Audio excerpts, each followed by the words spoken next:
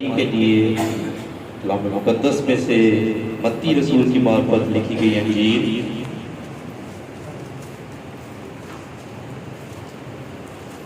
उसका 21 बाब और उसकी पहली आयत से लेकर हम खुदा के कलाम में से 16वीं आयत तक पढ़ेंगे। मत्ती रसूल की मार्फत लिखी गई अंजील उसका 21 बाब उसकी पहली आयत से कलाम मुक़द्दस में कुछ इस तरह से लिखा है। और जब वो यरूशलेम के नज़दीक पहुंचे और जैतून के पहाड़ पर बैतफैगा के पास आए तो यीशु ने दो शागिर्दों को ये कहकर भेजा कि अपने सामने के गांव में जाओ, वहां पहुंचते ही एक गधी बंधी हुई और उसके साथ बच्चा पाओगे, उन्हें खोलकर मेरे पास ले आओ, और अगर कोई तुमसे कुछ कहे तो कहना कि खुदावंद को इनकी ज़रूरत है, वो फिर फौरन उन्हें भेज देगा। ये इसलिए हुआ कि जो नबी की मार्फत कहा गया था वो पूरा हो कि सिय्योन की बेटी से कहो कि देख तेरा बादशाह तेरे पास आता है, वो हलीम है और गधे पर सवार है, बल्कि लादू के बच्चे पर।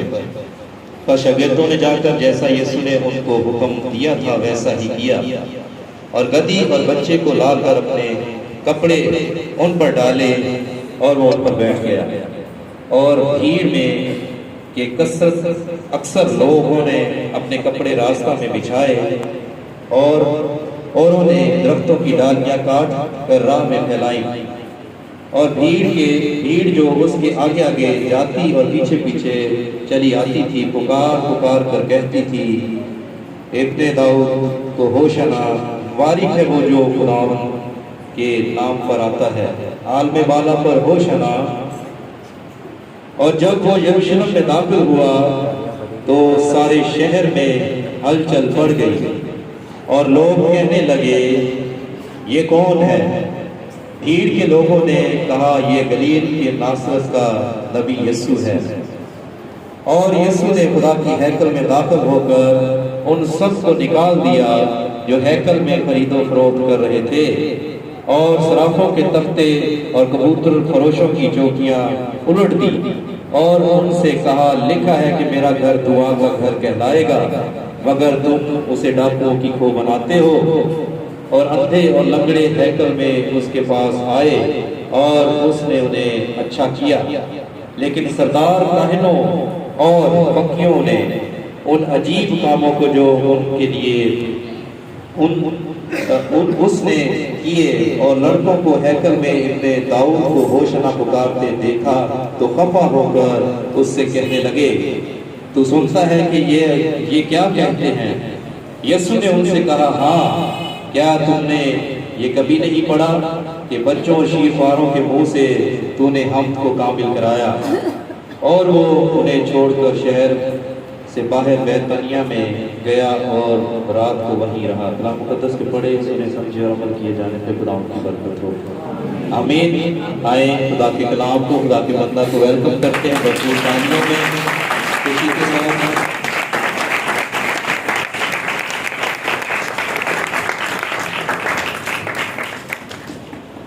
मसीह के अजीम जलाली बाबरकत नाम में आप सबको सलाम और खजूरी अखबार सबको बहुत बहुत मुबारक हो।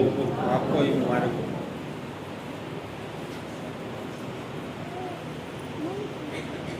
खुदा उनके शुक्रगुजार हैं जिसने हमारी ज़िंदगी में एक बार फिर ये मौका फराहम किया है कि हम यरूशलेम में शाहाना दाखिला खुदावंद यीशु मसीह का और उसकी ख़ास तौर पर ये ईद मना सकें। बैठिए, खुदावंद आप सबको बरकत दे। तशरीफ रखें।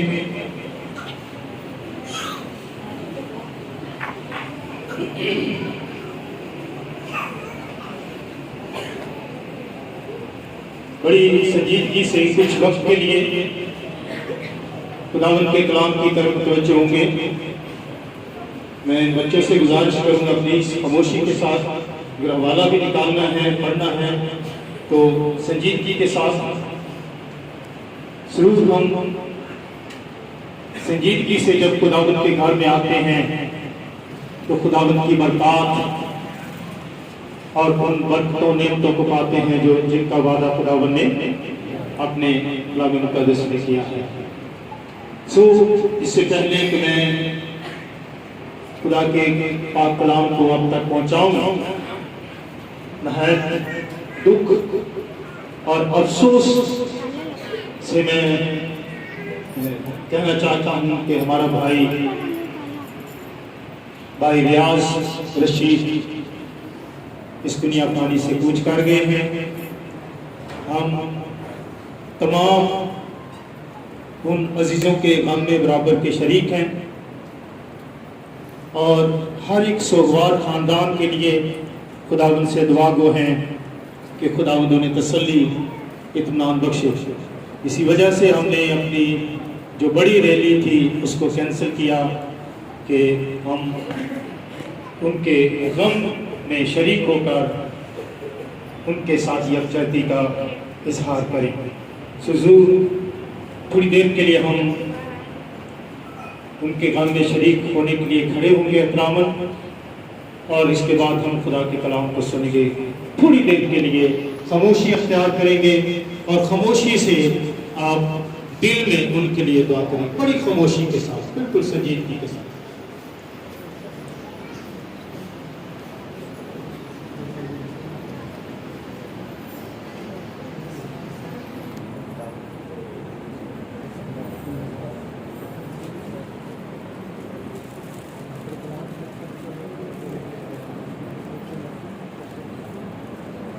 आमीन। बैठिए।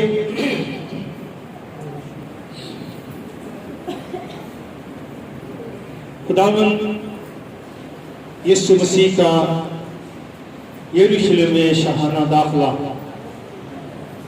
जरूर हम कुछ वक्त के लिए इन बातों पर गौर करेंगे। मेरे अज़ीज़ों, ये इसको थोड़ा सा साइड पे कर लें कि ये मुझे परेशान कर रहा है। ओके, बस हो गया, थैंक यू। खुदावंद यीशु मसीह ने हर उस बात को जो उन पर आने वाली थी पहले ही से अपने शागिर्दों पर जाहिर किया और पहले ही से बता दिया कि मेरे साथ क्या होने वाला है, क्योंकि वो खुदा होते हुए सब कुछ जानते थे, हर चीज उनके इल्म में थी।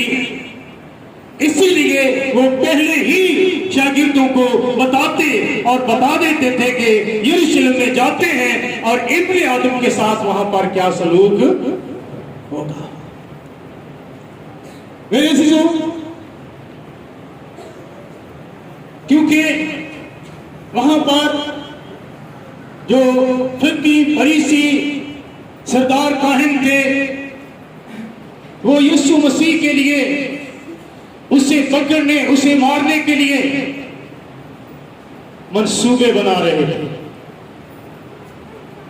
हम देखते हैं कि यहां पर जब खुदावंद यीशु मसीह यरूशलेम के अंदर दाखिल होते हैं या यरूशलेम में जाते हैं तो उन्होंने अपनी सवारी के लिए घोड़े का इंतखाब नहीं किया। उन्होंने किसका इंतखाब किया? गधी के बच्चे का इंतखाब किया, क्योंकि घोड़े पर जब कोई जाता था तो तस्वीर किया जाता था कि ये बादशाह हमारे ऊपर चढ़ाई करने के लिए जंग के ख्याल से आ रहा है। और अगर खुदावंद यीशु मसीह भी घोड़े पर सवार होकर यरूशलेम में दाखिल होते या यरूशलेम की तरफ जाते तो वहां के जो हुक्मरान थे, जो काहिन थे, वो जरूर यही समझते कि ये बादशाह है जो यहाँ पर बादशाही के लिए हम पर जंग करने के लिए आ रहा है, तो वो यीशु मसीह को उसी घोड़े पर ही कत्ल कर देते हैं। लेकिन खुदा का जो मंसूबा, जो खुदावंद यीशु मसीह अपनी जिंदगी में लेकर आया, जिस मंसूबे के तहत इस दुनिया में खुदावंद यीशु मसीह भेजा गया, वो सलीब पर पूरा होना था, ना कि रास्ते। इसलिए खुदावंद यीशु मसीह ने किसका इंतखाब किया? गधी के बच्चे, क्योंकि खुदावंद यीशु मसीह ने फरमाया कि मैं नबियों की किताबों को मनसूख करने नहीं, बल्कि मैं नबियों की किताबों को मनसूख करने नहीं बल्कि पूरा करने आया हूं। और यीशु मसीह ने हर उस बात को जो नबियों ने यीशु मसीह के मुतालिक पेशन गोई की, यीशु मसीह ने उसको पूरा करके दिखाया और उस पर पूरा हुआ। ज़करिया नबी का सहीफा मेरे साथ निकालिए, 9 बाब उसकी 9वीं आयत। ज़करिया 9 बाब उसकी 9वीं आयत। अगर हम 9, 10 दोनों आयत को पढ़ें तो बड़ी खूबसूरत बात यहाँ पर हम खुदा के कलाम में खुदावंद यीशु मसीह के मुतालिक पढ़ेंगे। ए बिन्ते सयून, तू निहायत शादमान हो, ए दुख्तर यरूशलेम खूब ललकार। ए बिन्ते सयून, तू निहायत शादमान हो, ए दुख्तर यरूशलेम तू खूब ललकार। अपनी आवाज को बुलंद कर, निहायत खुशी मना, निहायत शादमान हो। इसकी वजह क्या है? क्योंकि देख तेरा बादशाह तेरे पास आता है, वो सादिक है और निजात उसके हाथ में है। वो हलीम है और गधे पर, बल्कि जवान गधे पर सवार है। क्योंकि देख तेरा बादशाह, तेरा खुदावंद, तेरा छुड़ाने वाला, तेरा निजात देने वाला तेरे पास आता है। और क्या है उसके हाथ में? सादिक है और निजात। जी, वो सादिक है और निजात उसके हाथ और निजात उसके हाथ में है। निजात उसके हाथ में है। जो कह रहे हैं ना, होशना नारे लगा रहे हैं, ललका रहे हैं, इसका मतलब यही है कि हमें बचा, होशना हमें बचा। और यीशु मसीह के हाथ में क्या है? निजात है, बचाने की कुदरत है, निजात देने की कुदरत है। उसने बचा लिया, उसने निजात दी, क्योंकि निजात उसके, निजात उसके। दुनिया के बादशाह, दुनिया के हुक्मरान जब किसी शहर में दाखिल होते, किसी शहर पर चढ़ाई करते हैं, तो उनके हाथ में क्या होता है? उनके हाथ में क्या होता है? तलवार, असला, बंदूकें, तोपें। क्योंकि दुनिया के बादशाह दूसरों को जीतने के लिए, दूसरों पर काबिज होने के लिए, दूसरों पर बातें होने के लिए, दूसरों को शिकस्त देने के लिए, दूसरों को मार देने के लिए अपने हाथ में असला लेकर जाते हैं, तलवारें लेकर जाते हैं और तलवारों से अपनी फतहमंदी जिताते हैं। लेकिन मेरे और आपके यीशु के हाथ में जो दुनिया का, आसमान और जमीन का खालिक और मालिक है, जो बादशाहों का बादशाह है, जो सयून यरूशलेम की बेटी दुख्तर सिय्योन का बादशाह है, तमाम दुनिया का बादशाह है, उसके हाथ में क्या है? निजात। उसके हाथ में क्या है? निजात। उसके हाथ में निजात है। हालेलुया! Praise the Lord! वो निजात लेकर आया। वो दुनिया को मारने के लिए नहीं, लोगों को मारने के लिए नहीं, कत्ल करने के लिए नहीं, अपना मजहब फैलाने के लिए नहीं आया कि लोगों को मारते जाए और अपनी फतह पाते जाए और अपना झंडा खड़ा करते जाए। नहीं, मेरा हाथ का यीशु दुनिया को निजात देने के लिए, छुड़ाने के लिए, गुनाहों की माफी के लिए, मौत से निकालकर जिंदगी में दाखिल करने के लिए आया। उसके हाथ में जिंदगी है, उसके हाथ में निजात है। आओ, उससे निजात ले लो, क्योंकि वो मुफ्त देता है और कुछ भी वह आपसे वसूल नहीं करता। Hallelujah! Hallelujah! Hallelujah! Hallelujah! Hallelujah! वो किस पर सवार है? जवान गधे पर वो सादिक है और निजात उसके हाथ में है। वो सादिक है, सच्चा है, रास्तबाज है, पाक है, निजात उसके हाथ में है, निजात उसके हाथ में है, हाथ में है। वो किस पर सवार है? वो जवान गधे पर सवार, वो गधे पर बनके जवान गधे पर सवार, सादिक भी है, हलीम भी है, और गधे पर बल्कि जवान गधे पर सवार है। सवार है। हलीमी फरोतनी अगर इस दुनिया में मिसाल दी जाए तो यीशु मसीह के अलावा हलीमी और फरोतनी की मिसाल हमें और कहीं नहीं मिलेगी। हालेलुया। हालेलुया। वो जवान गधे पर सवार होकर यरूशलेम की तरफ जा रहा है, और ये पेशी कोई जो ज़करिया नबी ने खुदावन यीशु मसीह के मुतल्लिक की, हमें बड़ा मत्ती 21 बाब की चौथी आयत में ये वो पूरी हो रही है, और यीशु गधे पर सवार होकर यरूशलेम में दाखिल हो रहा है। Hallelujah, hallelujah. और मेरे अजीजों, खुदावन यीशु मसीह ने नबियों ने जो फरमाया उनको क्या किया? क्या उसने आकर कहा कि नहीं कि मैं उनको मनसूख करने आया, मैं उनको खत्म करने आया, अब उनका कुछ नहीं है, बल्कि उसने कहा मैं पूरा करने, और वो उसने इसी तरह पूरा किया। जिस तरह लफ्ज व लफ्ज हर हरफ लिखा हुआ था, उसी तरह उसने क्या किया? उसको पूरा किया। मेरे अब लोग क्या कर रहे हैं? यीशु मसीह को देखकर क्या कर रहे हैं? नारे लगा रहे हैं। और यहां पर जब हम ज़करिया 9वें बाब की 10वीं आयत को पढ़ते हैं, पढ़ेंगे इसको भी।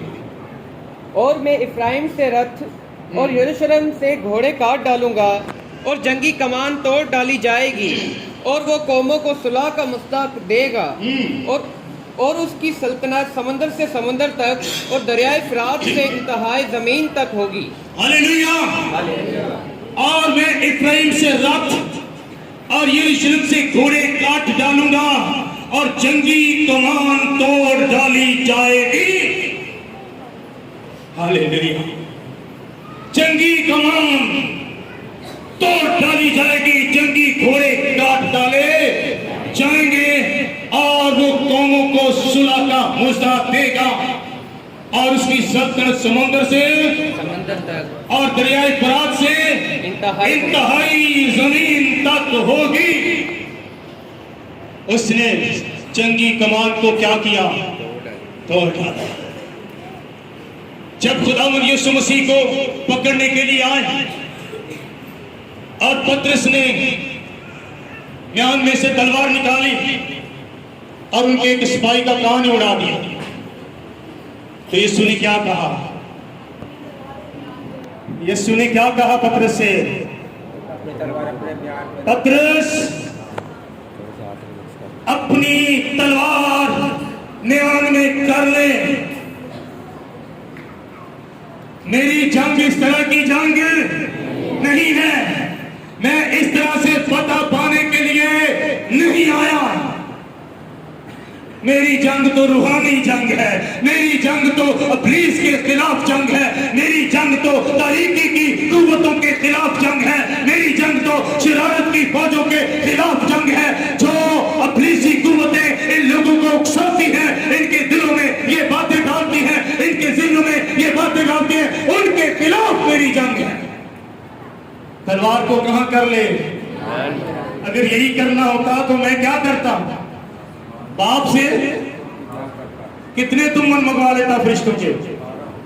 12 तुमन फरिश्तों के मंगवा लेता, अपनी हिफाजत के लिए, अपनी जान बचाने के लिए। लेकिन वो कहता है मैं इसी घड़ी को तो इस वक्त तक पहुंचा। Hallelujah, hallelujah. और यीशु मसीह ने क्या किया? सुलह का मुस्दा दिया या नहीं दिया? जंगी कमान को तोड़ा या नहीं तोड़ा?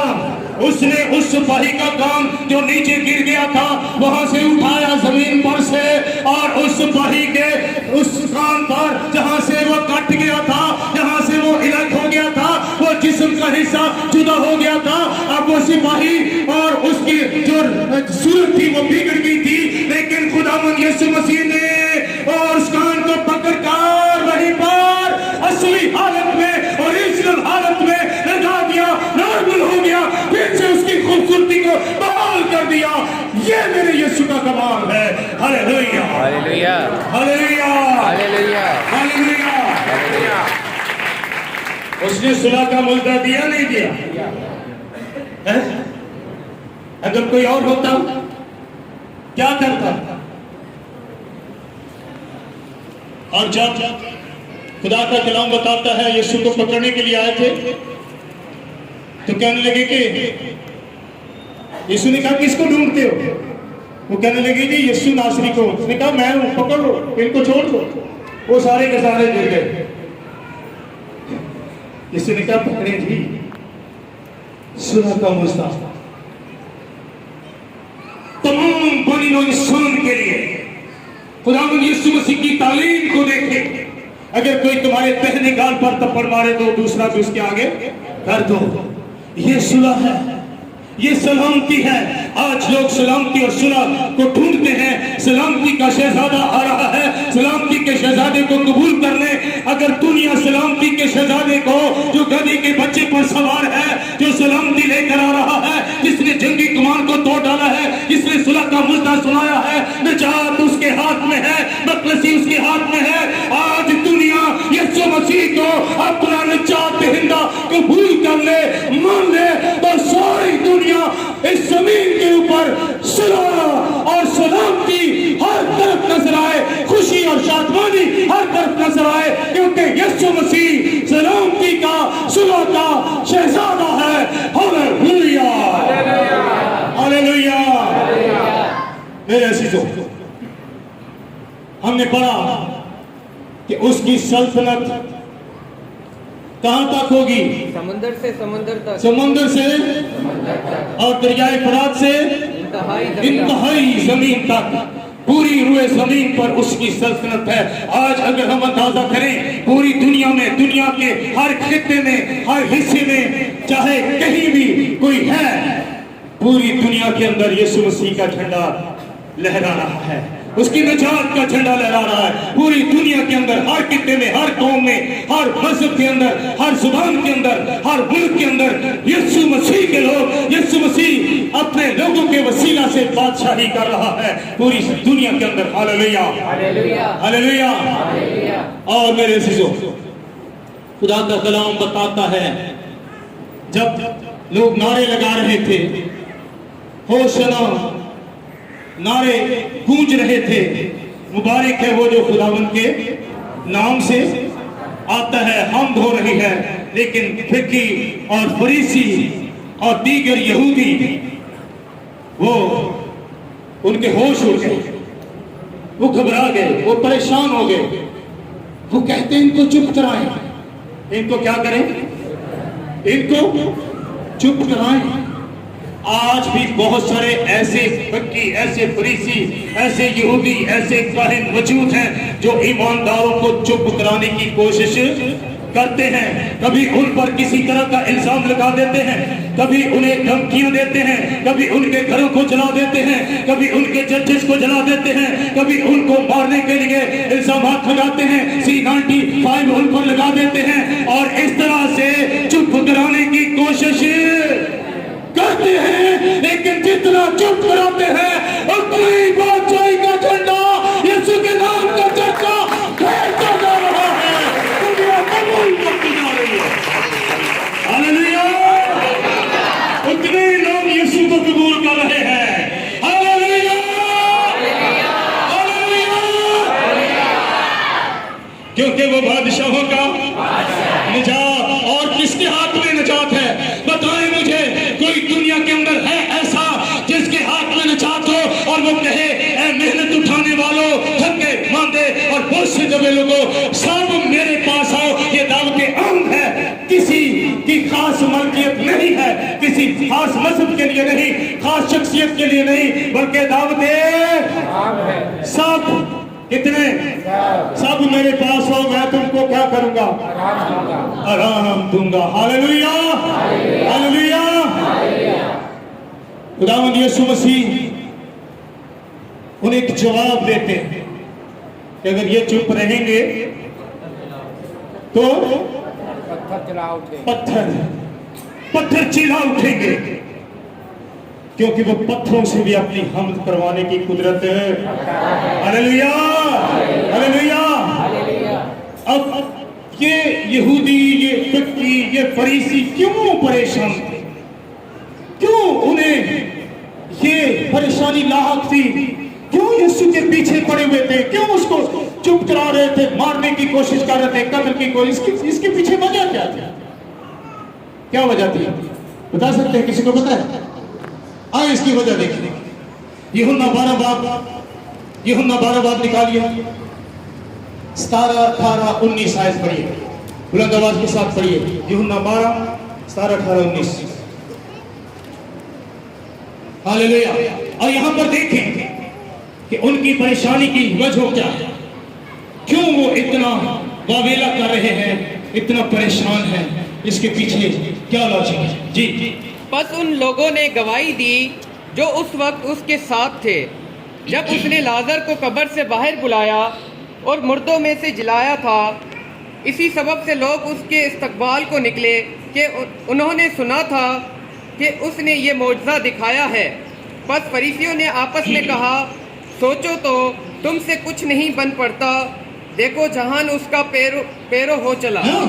बस उन लोगों ने गवाही दी। उन लोगों ने क्या किया? किन लोगों ने गवाही दी? जो उस वक्त यीशु के साथ थे जब उसने लाजर को कब्र से बाहर बुलाया और मुर्दों में से उसको जिलाया। उन लोगों ने क्या किया? गवाही दी। और ये गवाही पूरे यरूशलेम के अंदर फैल गई कि खुदावंद यीशु मसीह ने 4 दिन के मुर्दे लाजर को कब्र से बाहर बुलाया और उसे कब्र में से जिंदा किया। 4 दिन के मुर्दे को जिंदा करना उनके लिए हैरानगी की बात थी और वो गवाही देते थे जो यीशु मसीह के साथ थे। अगर आज कलीसिया गवाह बन जाए ना यीशु की, मैं क्या कह रहा हूं, अगर आज कलीसिया यीशु की गवाह बन जाए, यीशु की गवाही देने वाले बन जाए, कलीसिया का हर मेंबर, हर एक बदन का हिस्सा यीशु की गवाही देने वाला बन जाए, तो मैं ये कहता हूं पूरी दुनिया में यीशु मसीह का नाम रोशन हो जाएगा और लोगों के घरों में, उनकी जिंदगियों में निजात पहुंचेगी और मुखालिफिन चिल्ला उठेंगे। आज भी वो चिल्लाएंगे। और वो क्या कहते हैं? कहते हैं जब उन्होंने गवाही दी तो, और इस गवाही को सुनकर जो काहिन थे, फकीह फरीसी थे, उनका रवैया क्या है? बस उन लोगों ने गवाही दी जो उस वक्त उसके साथ थे जब उसने लाजर को कब्र से बाहर बुलाया और मुर्दों में से जिलाया। इस सबब से, सुनिए, इस सबब से लोग उसके इस्तकबाल को निकले। सबब ये था कि लाजर को कब्र से निकाला और वो जिंदा हुआ। और जब गवाही दी गई, पूरे यरूशलेम में ये बात फैल गई, तो जब यीशु उस शाहाना तौर पर यरूशलेम में दाखिल होते हैं तो लोग इस सबब से उसके इस्तकबाल को निकले, क्योंकि उन्होंने सुना था कि उसने ये मौजज़ा दिखाया है। बस फरीसियों ने आपस में कहा, सोचो तो तुमसे कुछ नहीं बन पड़ता, देखो जहान उसका पैरों हो चला।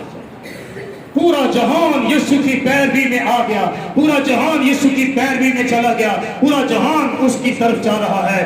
तो आगे बोलो कुछ नहीं बनता। आज भी लोग इसी तरह कहते हैं। जब लोगों के दरमियान मौजज़े होते हैं, गैर कौमें शिफा पाती हैं, उनकी जिंदगी में मौजज़े होते हैं, खास मजहबी लोगों के घरों में जब मौजज़े होते हैं तो वो यीशु की तरफ माइल होते हैं। वो जान जाते हैं यीशु मसीह के अलावा इस दुनिया में कोई निजात दहिंदा नहीं है, कोई मुखलसी देने वाला नहीं है, कोई छुड़ाने वाला नहीं है, कोई इस तरह के अजीब काम करने वाला नहीं है। अगर हमारी निजात, हमारी मुखलसी हमारे लिए आसमान का दरवाजा खुलता है, जन्नत का दरवाजा खुलता है, जन्नत में जाने के लायक होते हैं, तो हम यीशु मसीह के वसीला से, इसके बगैर हम इसमें दाखिल नहीं हो सकते। इसलिए ये यीशु के पीछे लोग आ रहे हैं। Hallelujah, hallelujah. और उनको अपनी फिक्र थी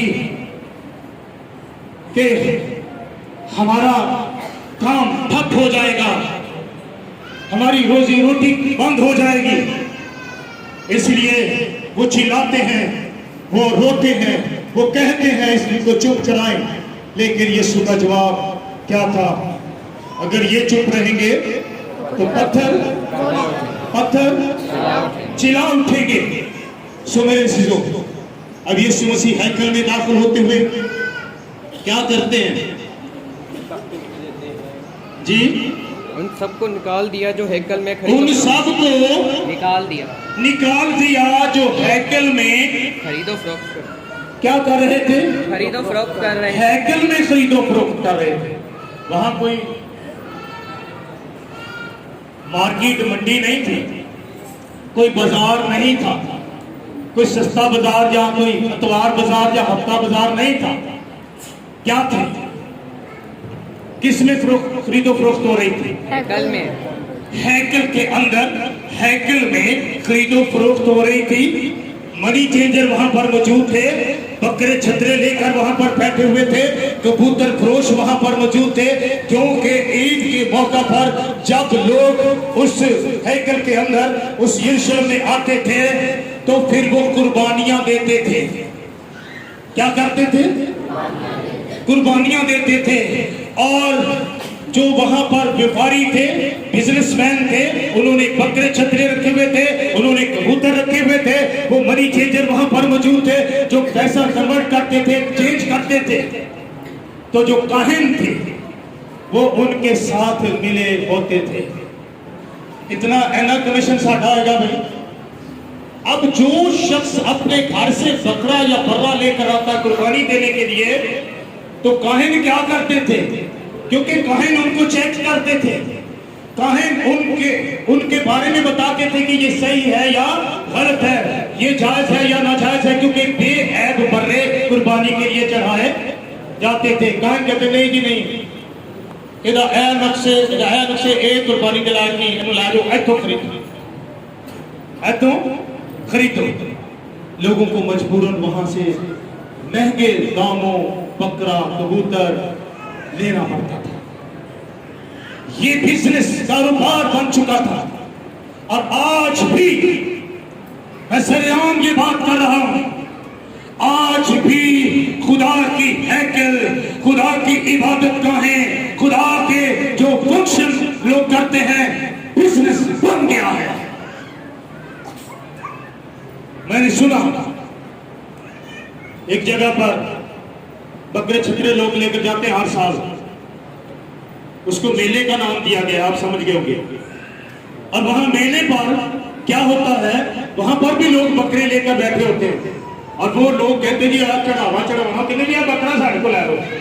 मैंने एक शख्स के जिसने ये अपनी आंखों से वहां वाकया देखा, उसके मुंह से ये सुना कि हम देख रहे थे एक ही बकरा 13 दफा वहां पर बिका। एक बकरा कितनी बारी बिका? 13 बारी। वहां से बकरा खरीदते, उधर ले जाते, वहां से घुमाकर वो पैसे जेब में चले जाते, वो बकरा लाकर फिर वही खड़ा कर देते। ये क्या है? आज खुदा की इबादत, खुदा की हैकल, खुदा का घर क्या बिजनेसमैनों का अड्डा नहीं बना हुआ? आज के दौर में भी लोग इसी तरह से लूट रहे हैं, इसी तरह से खुदा के घर को बर्बाद किया हुआ है। वहां पर खुदावंद यीशु मसीह को क्या करना पड़ा?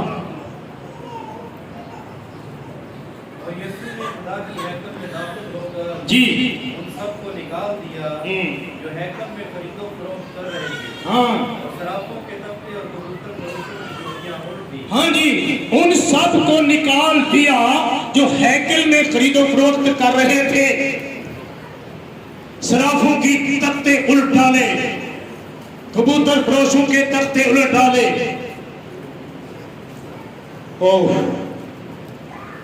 आज खुदा का घर इसी तरह बिजनेस का घर बना हुआ है। लोग कमाई के पीछे पड़े हुए हैं। ऐसा आ जाए जिन्हें भी आए, और लोग पैसे की खातिर, रुपए की खातिर चर्च बदलते रहते हैं, खादिम बदलते रहते हैं, अपने आप को कभी इधर कभी उधर कभी उधर कभी उधर, नहीं जी इथों कुछ नहीं लभदा उधरों लभदा है। क्या ये मसीह कलीसिया है? क्या ये मसीह के लोग हैं जो अपने पेट की खातिर सब कुछ कर रहे हैं और खुदावंद खुदा की हजूरी को बमाल कर रहे हैं, उसकी हैकल को बमाल कर रहे हैं, जिंदगियां बमाल हो रही हैं, बर्बादी और तबाही की तरफ जा रहे हैं? क्या इस तरह से बरकत मिलेगी? चर्च बदलने से या इस तरह से खरीदारी करने से या बिजनेस या कमाई करने से आपको बरकत नहीं मिलेगी। अगर आप यहां पर वफादार नहीं हैं, यीशु ने निकाला ना अपने घर से उन लोगों को, तो वहां से भी आप निकले हुए नजर आएंगे। खुदा की बादशाही से भी बाहर निकले हुए नजर आएंगे। वहां डाल दिए जाएंगे जहां रोना और दांतों का पीसना होगा, फिर अपने अखा मरते रहे और फिर जाया जे किसी और चर्च, जाया जे किसी और पादरी अल, लो जी उन्होंने सानू कट दिता है, तुम रख लो, है ना?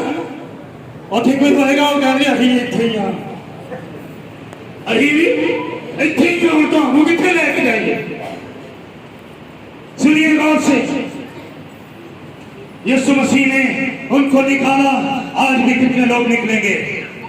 अभी वक्त है तौबा का, अभी वक्त है खुदावंद के कदमों में झुकने का, अभी वक्त है अपने आप को उंडेलने का, अभी वक्त है खुदा के आगे गिड़गिड़ाकर अपने गुनाहों का इकरार करने का और हकीकत में रूहानी जिंदगी की तरफ लौटने का, सच्ची कलीसिया बनने का और सच्चाई की तरफ आने का। वरना काम बड़ा खराब हो जाना चाहिए। काम हाँ उथे कोई नहीं जो लबना फिर संभालने वाला। उन सबको क्या किया? निकाल दिया जो क्या कर रहे थे, खरीदो फरोख्त। आज भी खरीदो फरोख्त होती है। कन्वेंशनों में क्या हो रहा है? मेरी बात को माइंड ना कीजिए, हकीकत बता रहा। खादमों को टारगेट दिया जाता है, तो ही जी इंडिया में ना लैके आनी, इंडिया गड्डियां लैके आनी, और बहुत सारे खादम, सब नहीं, खादम जो कहलाते हैं वो क्या करते हैं? गड्डी हो ये 9,000 की, ते दसना कितना है? 16,000, 12,000, 13,000, दसना कितना है ना? गड्डियां आईया ने 10, दसनिया किनिया ने 15 आईया ने, 12 आईया ने। क्यों? क्या हो रहा है? हमने सवाल किया एक खुदा के बंदे से जो चार्ज था कि भी ऐसा होता है ये क्यों?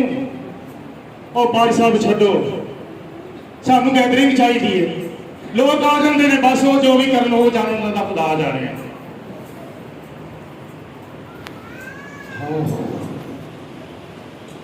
दुख हो रहा है। ओ ना हो कि यीशु नूं कोड़ा बनाना पे तुहाडे वास्ते, इस तो पहले ही सीधे हो जाओ।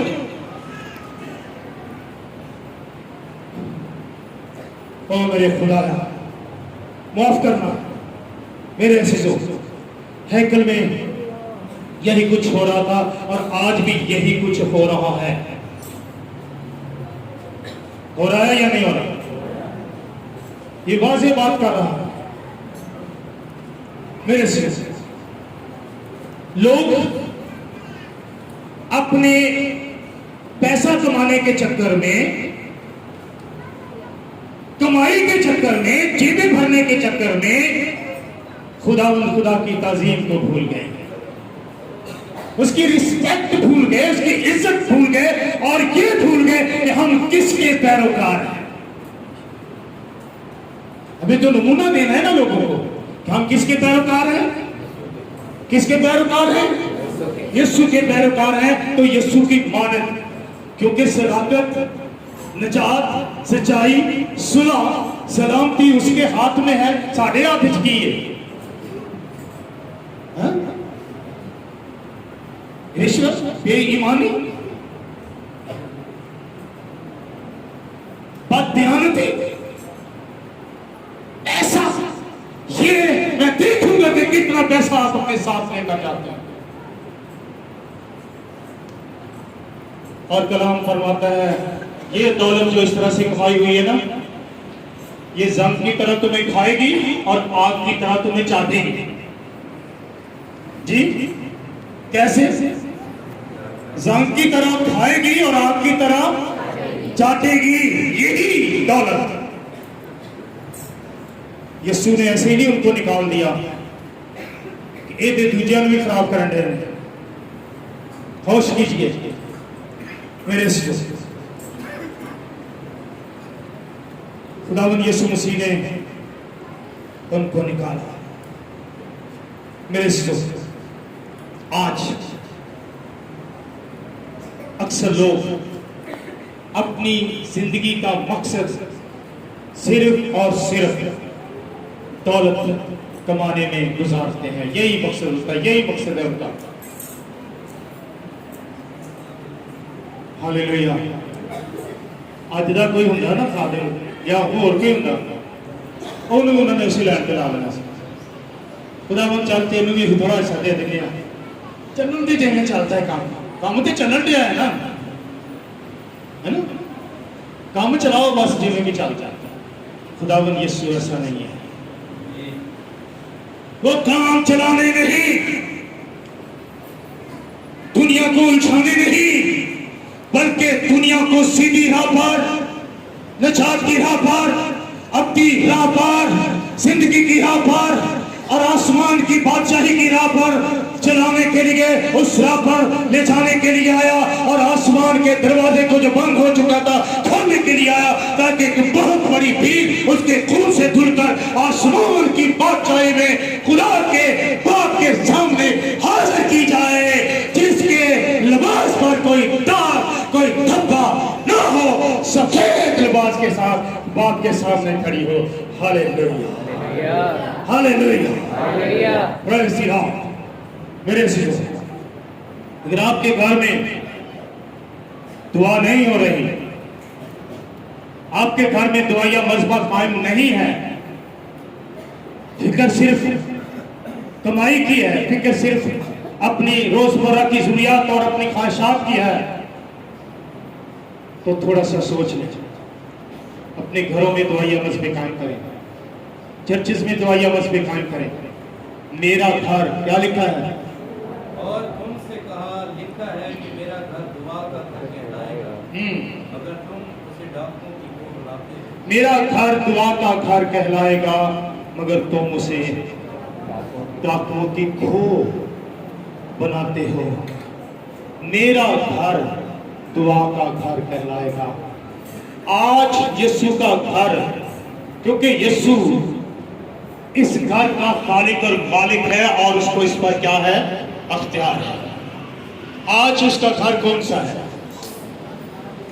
जी बोले, जी बोले, उसका घर कौन सा है? क्या तुम नहीं जानते तुम खुदा का मक़दस हो और खुदा का रूह तुम में बसा हुआ है। जो कोई खुदा के मक़दस को बर्बाद करेगा, मैं उसे बर्बाद कर दूंगा। खुदा का मक़दस खुदा की कलीसिया है। खुदा का मक़दस खुदा यीशु मसीह के खून से धुले हुए उसके लोग हैं। खुदा का मक़दस उसकी कलीसिया, जिनमें वो रहना चाहता है, जिनमें वो बसना चाहता है, पापों के वसीला से उनमें सुकूनत करना चाहता है। आज कलीसिया दुआ का घर बन जाए, खुदा का घर बन जाए और खुदा के हुजूर में उसकी सताइश करने वाली बन जाए। मैं ये आपको दावे से कहता हूं, दुनिया का नक्शा बदल जाएगा। आपको सुलह ढूंढनी ही पड़ेगी, आपको सलामती ढूंढनी नहीं पड़ेगी, आपको खुशी ढूंढनी नहीं पड़ेगी, बल्कि तमाम दुनिया जब मसीह का घर, यीशु का घर मक़दस बन जाएगी, यीशु उसमें बसेगा, पाखरू उसमें बसेगा, और जहां यीशु है वहां खुशी, वहां शादमानी, वहां मौजूद, कोई लंगड़ा नहीं रहेगा, कोई आंसू नहीं बहेंगे, कोई अंधा नहीं रहेगा, कोई बीमारी नहीं रहेगी, कोई दुख नहीं रहेगा, कोई तकलीफ नहीं रहेगी। खुदा उनकी आंखों के सब आंसू, हालेलुया हालेलुया हालेलुया हालेलुया। यीशु मसीह बादशाहों का बादशाह शाहाना तौर पर हमें आना चाहता है। खुदा अपने मक़दस में रहना चाहता है, बसना चाहता है। मेरे जो उन फिरकियों और उन फरीसियों की तरह, काहिनों की तरह, यहूदियों की तरह मुखालफत मत कीजिए, बल्कि उसको क्या कीजिए, कबूल कीजिए, क्योंकि निजात उसके हाथ में है, निजात उसके हाथ में है, सुलह उसके, सलामती उसके हाथ में है। यीशु जब यरूशलेम के करीब गया था ना, तो वो रो पड़ा था, रो पड़ा था, और उसने कहा काश आज के दिन तू सलामती की बातें जानता, और ये भी जानता कि जो तेरी तरफ आ रहा है, जो वो कौन है, वो कौन है। अब जिस तरह मुर्गी अपने बच्चों को परों तले छुपा लेती है, मैं भी तेरे जवानों को, यहाँ वहां मत्ती में जवान लफ्ज लिखा है, तेरे जवानों को छुपा लेता है। आज हमारे जवान बर्बाद हो रहे हैं क्योंकि यीशु के बाजुओं के नीचे नहीं है, और इसकी वजह हम खुद हैं, इसकी वजह हम हैं। जब हम खुदा का मक़दस नहीं बनेंगे, हम खुदा की हुजूरी में उसकी इबादत का, पाखरू का मस्कन नहीं बनेंगे, तो हमारे बच्चे बर्बाद होते रहेंगे। सो मेरे आए खुदावंद की हुजूरी में, खुदा बादशाहों का बादशाह जो शाहाना तौर पर यरूशलेम में दाखिल हुआ, उसके हाथ में निजात है, और जो कह रहे कि होशाना हमको बचा, निजात दे। यीशु ने उनको सलीब पर अपने हाथों पैरों में कील लगाकर, पसली में नेज़ा खाकर, सर पर कांटों का ताज पहनकर उनको निजात दिया। आज निजात के लिए दरवाजा खुला हुआ है, राहत और जिंदगी कोई मेरे वसीले के बगैर, दरवाजा मैं हूँ, जो मुझ में दाखिल होगा, जो मुझ में से दाखिल होगा, वो चारा भी पाएगा, और खुदा की बादशाही में बड़ी खुशी के साथ, बड़े एहतमाम के साथ, बड़ी इज्जत के साथ दाखिल किया जाएगा। सो मेरे सुनाए, आज के इस दिन को याद करते हुए अपनी जिंदगी पर गौर करें, क्या मैं खुदा का मक़दस बन गया हूँ? क्या मैं सिर्फ इस्तेमाल करने वालों में से हूँ जो चंद रोज के बाद वही लोग उसे जलील करते हैं, रुसवा करते हैं, ताने देते हैं, मारते हैं, और यही ललकार कि इसको सलीब दे, होशाना सलीब देने में बदल जाती है। आए हम हकीकी तौर पर उसके बेटे और बेटियां बनकर उसकी फर्जंदियत में आते हुए आसमानी खानदान में दाखिल हो जाएं, आसमानी खानदान के बन जाएं, ताकि खुदा हम पर रहम करे और सलामती हमेशा हम पर ठहरी रहे, सुलह ठहरी रहे, घरों में सुलह हो, खुशी हो, शादमानी हो। अपने सर को झुका लीजिए, अपने सर को झुका लीजिए, आंखें बंद कर लीजिए, दुआ कीजिए, कुछ वक्त के लिए दुआ कीजिए, मेहरबानी से दुआ कीजिए, और खुदावंद की शुक्रगुजारी कीजिए। आपके लिए खुदावंद ने कितना कुछ किया, वो आपके लिए गधे पर भी सवार होने के लिए तैयार हो गया। आसमानी बादशाहत, आपको आसमानी बादशाहत में ले जाने के लिए, खुदा की मर्जी को पूरा करने के लिए उसने वो सब किया जो बाप की मर्जी थी, उसने वो सब किया जो नबियों की पेशन गोई थी।